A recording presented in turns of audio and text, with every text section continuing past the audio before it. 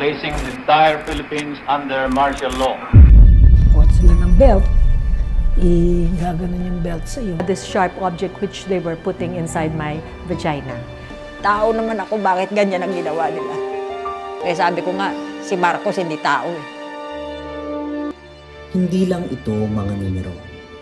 Ito ang mga buhay na sinira ng diktadura sa panahon ng batas militar. Kasama sa kanila ang desaparecidos, mga puwersahang dinukot, pinatahimik at hindi na muling nakita pa. Mula sa kabataang naging tinig ng kalsada tulad ni Rizalina Ilagan, ang abogadong nagtanggol sa mga welgista na si Hermon Lagman, hanggang sa mga magsasaka at pinununang nayon tulad ni Luis Gabriel at marami pang iba.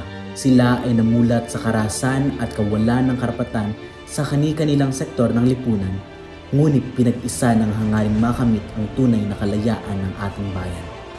Nakalaya man tayo sa anino ng diktadura, hindi pa rin natapos ang ating laban. Hanggat may inaapi, patuloy nating ipagtanggol ang ating mga karapatan.